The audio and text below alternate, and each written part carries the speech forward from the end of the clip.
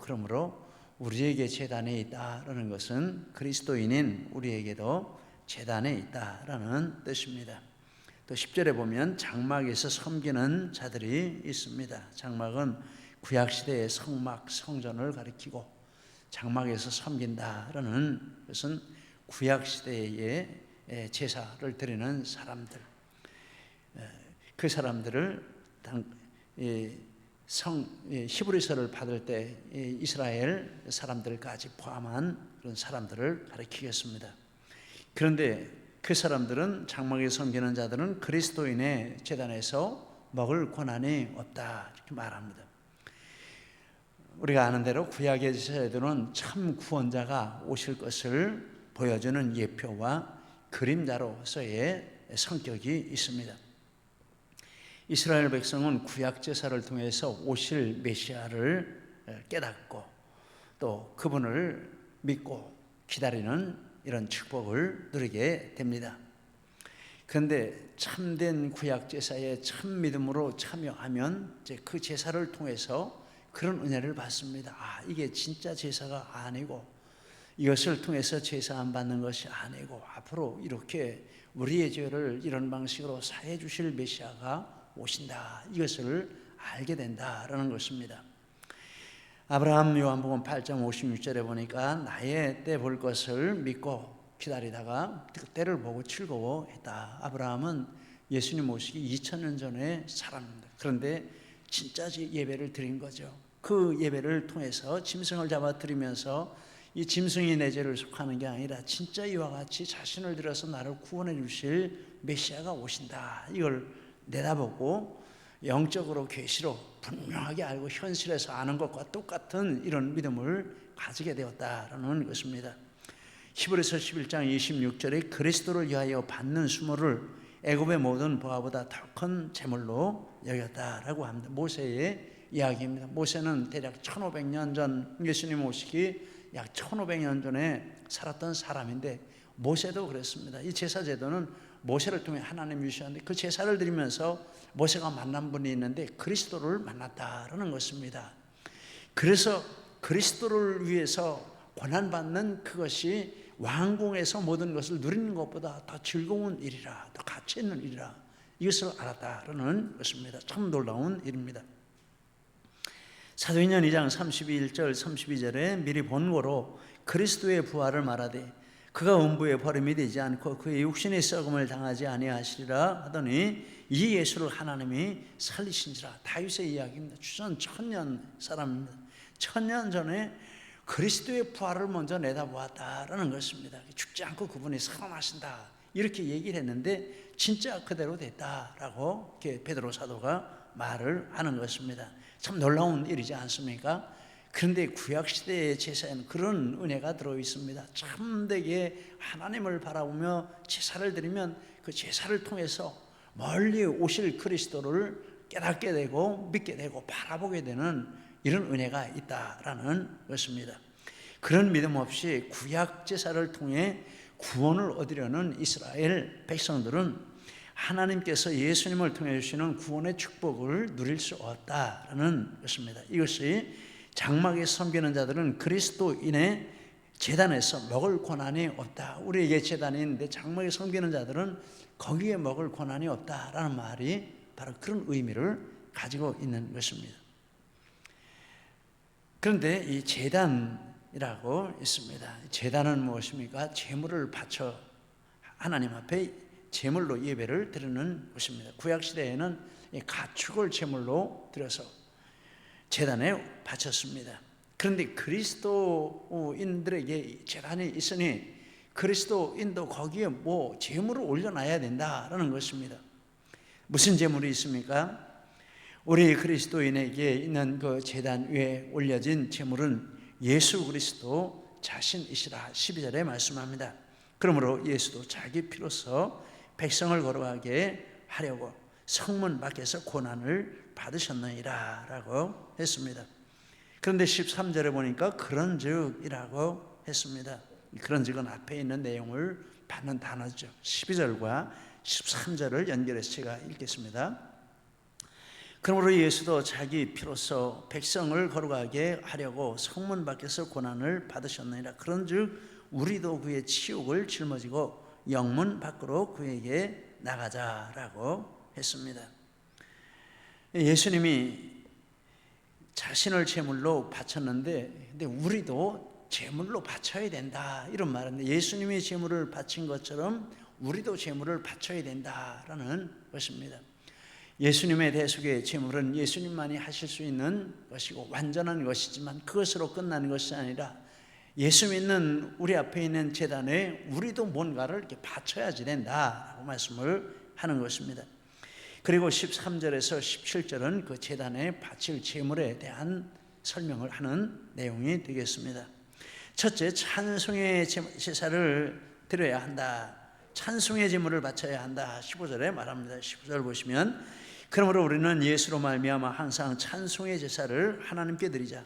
이는 그 이름을 증언하는 입술의 열매니라 라고 했습니다.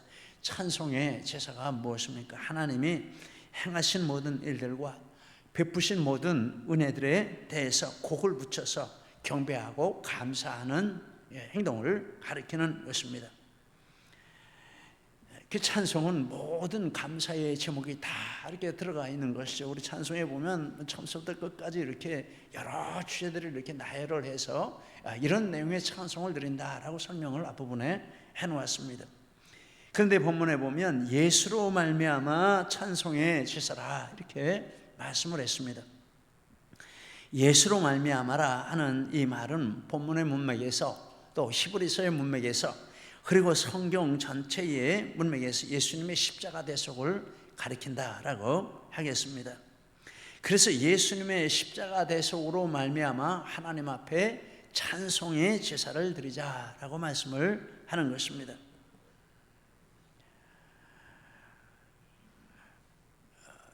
그러면 예수님의 십자가 대속으로 말미암아 하나님 앞에 찬송의 제사를 드리려면 그 대속에 대해서 분명하게 알아야 되죠. 분명하게 믿어야 되죠. 확신을 해야 되죠.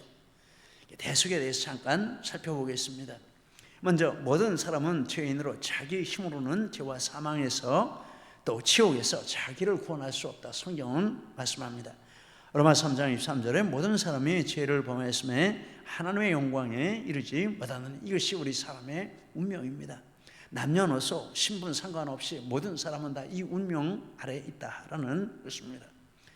살다가 죄와 죄의 결과로 사망에 이르게 되고 그리고 지옥으로 간다라고 말씀합니다. 그런데 성자 하나님이 성부 하나님의 뜻을 따라서 대속제물이 되기 위해 이 땅에 사람으로 오셨다라고 말합니다. 마태복음 1장 21절에 아들을 낳으리니 이름을 예수라 하라. 이는 그가 자기의 백성을 그들의 죄에서 구원할 자이심이니라. 그럼 우리는 왜 태어났는지, 왜 세상에 왔는지 모르고 세상을 삽니다. 그래서 내가 좋아하는 것 따라서 막 이렇게 추구하며 삽니다. 그런데 예수님을 이렇게 믿게 되면 하나님이 이래서 나를 세상에 보내시고 이런 목적으로 살게 하셨구나, 이런 걸 세월이 흘러가면서 깨닫고 믿고 그쪽으로 이렇게 따라가는 이런 삶을 사는 것이 믿음 생활입니다. 그런데 예수님은 오시기 전서부터 오시는 목적이 정해져 있어요. 그래서 태어나실 때 하는 말이 예수라 하라. 예수는 구원자라는 뜻입니다. 대속자라는 뜻입니다. 그렇게 이름을 지는 것은 그가 자기 백성을 그들의 죄에서 구원할 자이심이라. 죄로부터 구원하는 대속물이 되기 위해서 이 세상에 오는 악이라는 뜻입니다. 그래서 그런 목적으로 예수님이 이 땅에 대속제물이 되려는 목적으로 오셨습니다. 이건 태어나시기 전에도 말씀하는 것이고 예수님이 자신이 스스로 말씀하는 것이고 또 목격자들이 말씀하는 것이고 성경 전체가 말씀하는 내용입니다. 그리고 그 사명을 성취하셨습니다. 요한복음 19장 30절에 예수께서 신포도를 받으신 후에 이르시되 다 이루었다 하시고 머리를 숙이니 영혼이 떠나가시니라. 예수님이 33세에 죽으셨다라고 합니다. 그러면 우리로 따지면은 여러분 우리 청년 중에도 33세 있지 않습니까? 그 나이에 죽으면서 뭘 다 이루었다 이렇게 말할 수가 있겠습니까? 아니, 아직 본격적으로 시작도 하기 전에 세상을 떠난 거죠. 근데 다 이루었다 이렇게 말씀을 하시니 뭘 다 이룬 겁니까? 대속의 제물되는 그 목적을 이루셨다라는 것입니다. 그래서 어떤 일이 일어났습니까? 예수님을 믿기만 하면 누구든지 죄 사함 받고 천국에 간다라는 이런 일이 일어납니다. 이렇게 예수님을 믿고 얼마 지나지 않아서 세상을 떠나시는 분들이 있습니다. 얼마 전에도 이렇게 아드님, 따님 네 분이 이렇게 아버님, 어머님을 모시고 와서, 아버님은 94세, 어머님은 88세, 한 2달쯤 전에 모시고 왔어요. 그래서 아무리 기도해도 아버지가 예수님을 영접하고 어머니가 예수님을 영접해야 되겠는데, 평생 불교를 믿으셨는데 기도하다가 이렇게 왔다 그러면 어떻게 우리 교회 마당에다 차를 대놓고 이렇게 청년 전화해 가서 목사님 누가 차 사고 오셨다고 이렇게 해서 내려가 보니까, 그렇게 자녀분들이, 세종에 사는 자녀분이, 따님이 이렇게 내려가 오셔가지고 무작정 모시고 이렇게 온 것입니다. 그런데 2주 전에 돌아가셨어요. 돌아가셨는데 이렇게 돌아갔을 때 연락이 와서 가보니까는 너무 따님이 기뻐하는 거예요. 우리 아버님이 분명하게 예수 믿고 돌아가시고, 그리고 목사님이 이렇게 영접하라고 하실 때 분명하게 대답을 하시고, 그리고 그 후로도 집에서 이렇게 찬송을 불러드리고 기도할 때 분명하게 아멘 아멘 하시고, 그래서 우리 아버님 돌아가신 모습 보니까 너무 이렇게 평안하시고 천국 가실 게 틀림이 없다, 이런 확신을 주신다고 이러면서 기뻐합니다. 그런데 이제 그런 자리에 갈 때마다 이렇게 제가 인용하는 성경이 있는데 바로 누가복음 23장입니다. 거기 보면 예수님이 십자가를 지실 때 양옆에 2 강도가 같이 십자가를 지고 죽습니다. 그런데 한쪽에 있는 강도가 예수님을 막 저주하고 욕하고 조롱합니다. 야, 예수야, 네가 무슨 구원자냐? 너도 구원하지 못하고 십자가에 못 박혀 죽는 자가 무슨 남을 구원한다고 그러냐? 한번 내려와서 나도 구원해보라, 그럼 내가 믿겠다. 이렇게 소리를 지릅니다. 그 입장으로 생각하면 맞지 않습니까? 자기도 구원 못하는 존재가 남을 구원한다고 그래. 그렇지, 그런 논리로 가면 맞습니다. 그런데 그 논리만 있는 게 아닙니다. 반대편에 있는 그 강도가 같이 십자가에 못 박여서 너무 고통스러운데 죽어가면서 이렇게 막 꾸짖습니다. 야, 이놈아, 너 어디서 그런 소리를 하냐? 너하고 나는 죄를 져서 죽지만 이 예수는 죄가 없으시고 우리 죄를 위해서 죽으시는 분이신데 내 놈이 그따위 소리를 하고 있냐? 회개하라. 막 이런 식으로 이야기를 합니다. 그러면서 나중에 예수님에게 이렇게 이야기를 합니다. 예수님, 천국 가실 때 나를 좀 데려가 주세요. 그러니까 예수님이 무슨 말씀하십니까? 예수님이 그에게 하시는 말씀이, 내가 진실로 네게 이르노니 오늘 네가 나와 함께 낙원에 갈 것이라, 이렇게 말씀을 해주셨습니다. 천국에 데려간다라는 것이죠. 여러분, 이렇게 예수님이 구원을 해주셔가지고 아무 공로도 없이 정말 지옥에 가서 나는 마땅하다 이렇게 생각하고 있었는데, 예수님이 이렇게 뜻밖에도 구원해 주셔서 천국 가면 그 사람이 할 일이 뭐가 있겠습니까? 찬송하는 것밖에 없어. 무슨 찬송합니까? 하나님 이복 주셔서 감사하고 이복 주셔서 감사, 이복 좀 그거 찬송하겠습니까? 아닙니다. 구원의 은혜를 찬송하는 겁니다. 그래서 요한계시록 7장 9절 이하에 보니까 이렇습니다. 각 나라와 족속과 백성과 방언에서 아무도 능히 셀 수 없는 큰 무리가 나와 흰옷을 입고 손에 종려가지를 들고 보좌 앞에 어린 양 앞에 서서 구원하심의 보좌에 앉으신 우리 하나님과 어린 양께 있도다. 누가 제일 신나게 불렀을까? 이 강도가 제일 신나게 불렀을 거예요. 구원하심이 보좌에 앉으신 우리 하나님과 어린 양께 있도다. 힘을 다해서 이 찬송을 하지 않았겠습니까? 만약에 이 강도가 죽지 않고 살아서, 기적적으로 살아서 이 땅에 살아남았다면 뭐 할까요? 할 수 있는 찬양밖에 없을 거예요. 나 같은 자를 하나님 이렇게 살려주시고 예수 믿게 해주시고, 그러니 내가 찬송할 것밖에 없다, 이런 마음을 가지고 찬송을 할 것이다, 이렇게 생각을 해보았습니다. 15절에 그래서 항상 찬송의 제사를 하나님께 드리고, 데살로니가전서 5장 16절 이하에 항상 기뻐하고 쉬지 말고 기도하고 범사에 감사하라. 네, 정말 우리가 이렇게 우리 입장에서 보면 어떤 사람들은 너무 복이 많은 사람들 있지 않습니까? 안 가진 게 없고 안 되는 게 없고 너무 잘 되고 하여튼 축복이란 축복은 다 받았는데 저 사람은 감사할 것밖에 없겠다 이렇게 하는데, 그런데 가만히 들어보면 감사가 없어요. 불평이 있고 원망이 있고 더 욕심내는 게 있고 남 미워하는 게 있고 그래요. 감사할 조건이 갖춰졌다고 감사하는 것은 아닌 것 같아요. 그런데 어떤 사람은 저렇게 어렵고 힘든데 정말 뭐가 좋은 일이 저 사람이 있을까? 그런데 늘 하나님 앞에 감사하고 기뻐하고 찬송해. 그 사람이 뭘 가지고 그렇게 할까요? 구원의 감격입니다. 구원의 감격. 예수님이 이렇게 나를 위해 죽으시고 죄와 사망에서 건져내 주셨는데 내가 어떻게 감사하지 않을 수 있겠는가? 이건 세상의 환경에서 줄 수 있는 세상의 환경에서 뺏어갈 수 있는 감사, 이게 찬송, 이게 이 구원의 감격에서 나오는 찬송입니다. 지금 예수로 말미암아 항상 이 찬양의 제사를 하나님 앞에 드리자라는 게 바로 그런 찬양을 가리키는 것입니다. 이 찬양하자라는 것입니다. 진짜 이 감격에서 나와서 하나님 앞에 찬양할 때 그게 우리가 하나님 앞에 우리의 제단에 올려드릴 첫 번째 제물이라 이렇게 할 수 있습니다. 지난번에 3월에 필리핀 잉하야우 사랑의 교회 헌당 예배에 다녀왔습니다. 여러 교회를 방문했습니다.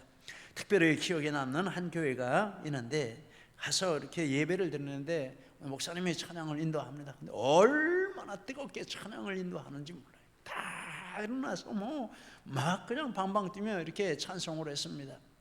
그리고 나서 한번 기도하고 또 다른 사람이 나와 찬양 인도하는데 보니까 사모님이에요. 사모님은 더 강력해요.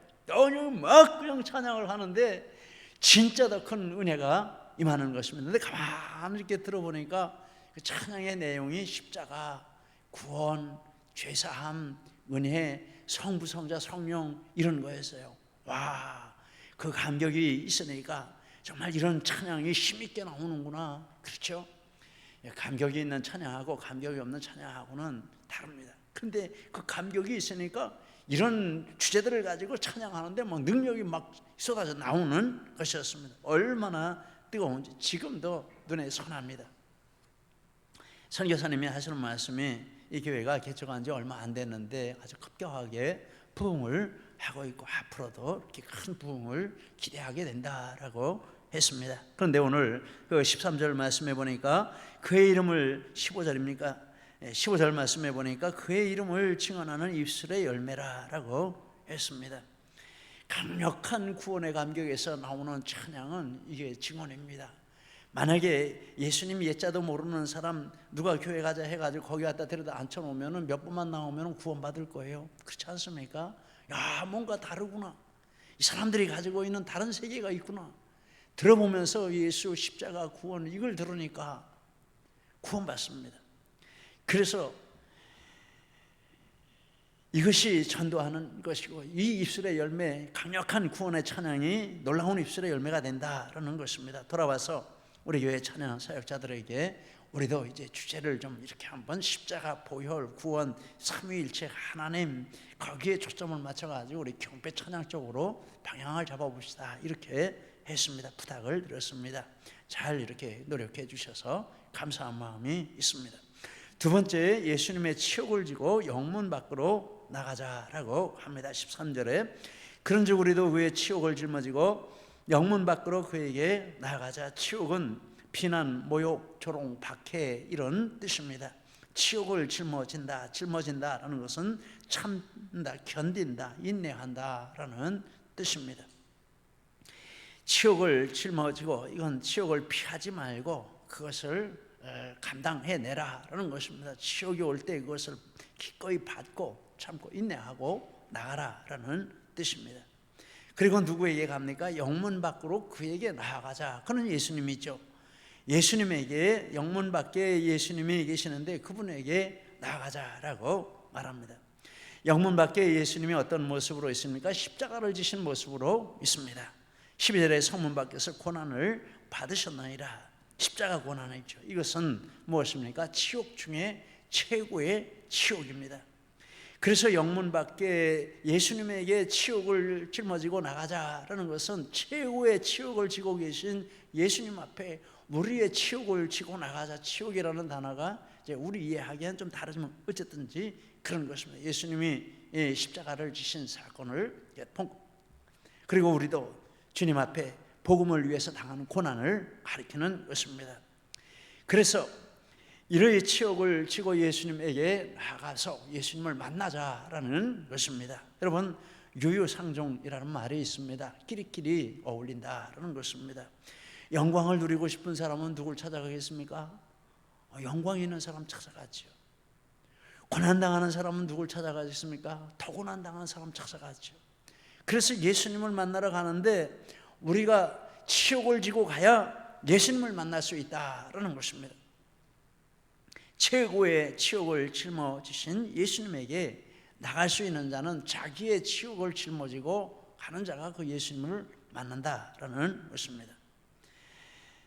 근데 이 치욕을 보니까 13절에 보니까 그런들 우리도 그의 치욕을 짊어지고, 그의 치욕은 예수님의 치욕이죠. 예수님의 치욕을 우리가 짊어질 수가 없는 거죠. 예수님의 치욕은 예수님으로 완성된 것입니다. 예수님이 십자가를 지고 고난당하신 것을 예수님이 다 이루셨다 하셨습니다. 그래서 이 그의 치욕이라 하는 단어는 예수님이 당하신 것과 같은 성격의 고난이라, 이렇게 그 뜻을 풀이해 볼 수 있습니다. 그러나 예수님이 당하신 것과 같은 성격의 같은 종류의 고난이라고 할 때, 그러면 예수님이 당하신 고난이 무엇인지 이것을 분명히 해야, 우리가 가지고 당하는 고난이 있다면 그것이 예수님을 닮은 것인지 예수님이 당하신 것과 같은 것인지를 분별할 수 있겠다라는 것입니다. 예수님은 어떤 고난을 당하셨습니까? 12절에 보니까 그러므로 예수도 자기 피로써 백성을 거룩하게 하려고 성문 밖에서 고난을 받으셨느니라. 예수님이 고난당하신 목적은 거룩하게라는 목적입니다. 이것은 죄에서 구원하시는 것을 가리키는 것이 이 거룩이죠.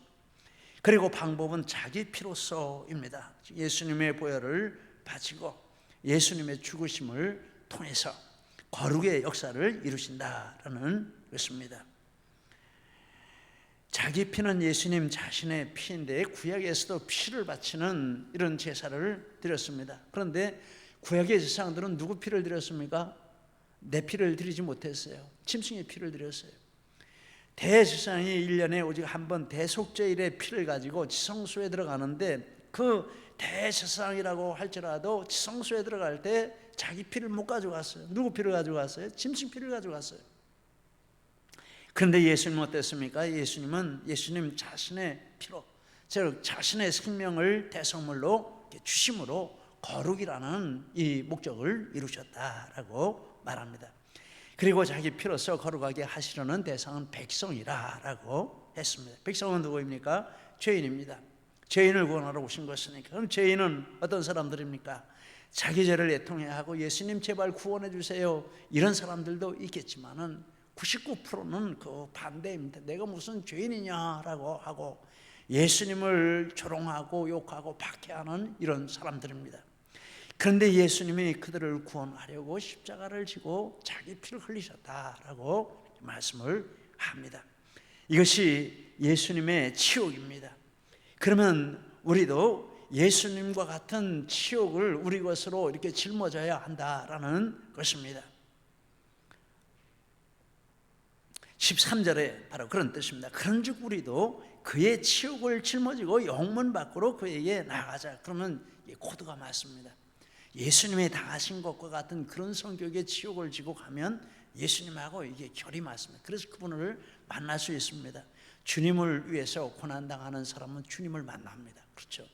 다른 것을 통해서 주님을 만나는 방법도 있겠지만은 진짜 나 위에 죽으신 예수님을 만나는 비결은 주님을 위해서 고난당할 때 진짜 그분을 만나는 것입니다. 그래서 어떻게 합니까? 우리가 이렇게 그의 치욕을 지고 영문 밖으로 나가자라는 것인데, 우리는 예수님의 고난의 목적이 영혼 구원이었기 때문에 우리도 영혼 구원을 위한 고난을 기뻐해야 한다라는 뜻이 되겠습니다. 예수님이 자기 피로서 영혼 구원의 도구로 삼으신 것처럼 우리도 내 소유와 내 시간과 내 은사와 또 내 생명까지도 하나님 앞에 이것을 위해서 희생하라고 하면 하나님 앞에 드릴 수 있어야 한다라는 것입니다. 드려봐야 예수님의 나이와 고난이 얼마나 가치 있다라는 것을 알 수 있습니다. 안 들이면 모릅니다. 머리로는 안다는 게 아는 것이 아닌 걸 압니다. 예수님이 자신을 조롱박해 공격하고 죽이는 그 백성을 위해 십자가를 지신 것처럼 우리가 죽어야 섬겨야 할 대상이 그런 사람들이다라는 것입니다. 우리는 주고받는 식을 사랑이라 이렇게 생각합니다. 내가 준 것만큼 받고 받은 것만큼 주고 이 그리스도인의 사랑이야? 아닙니다. 이것은 세상 사람들도 할 수 있는 육신적인 사랑도 되는 것입니다. 그리스도인의 사랑은 이와 같이 예수님이 자기를 죽이는 자들을 위해서 죽으시는 것처럼 이와 같이 희생하는 것이 바로 그리스도인의 사랑이다. 이게 예수님의 치욕을 짊어지는 것인데 이것을 제단에 드릴 때 하나님이 기쁘게 받으시는 제물이 된다라고 말씀을 하는 것입니다. 십자가 없는 구원도 없고 십자가 없는 믿음도 없습니다. 있다면 뭡니까? 가짜입니다. 십자가 없이 무조건 축복만 받자, 이거 구원 못 받습니다. 십자가 없이 믿음 생활하자, 이것도 가짜입니다. 진짜 구원에는 십자가가 있습니다. 진짜 믿음 생활에는 십자가가 있습니다. 이 십자가를 지고 가야 진짜 믿음입니다. 찬송가 451장은 이 진리를 아름답게 이렇게 가사로 나타내는데 우리 한번 읽어보시겠습니다. 1절 예수 영광 버리사 사람 되신 것 보고 너도 고난 당하나 길이 참으라. 예수 친히 십자가 지고 가신 것 보고 너도 주의 십자가 지고 따르라. 예수 너를 위하여 죽으심을 본받아 너도 남을 위하여 몸을 바쳐라. 예수 부활하셔서 승리하신 것 보고 너도 영광 받을 줄 믿고 섬겨라. 예수 승천하셔서 영광 받으심 보고 너도 영광 받을 줄 믿고 섬겨라. 예수 다시 오셔서 상을 주실 줄 믿고 너도 상을 얻도록 참고 참으라. 이와 같이 우리 하나님 앞에 이런 모습으로 우리 삶을 제물로 바쳐드리는 우리의 모든 시간들이 되시기를 예수님 이름으로 축복합니다. 기도하시겠습니다. 우리 이 말씀 붙들고 함께 기도하시겠습니다.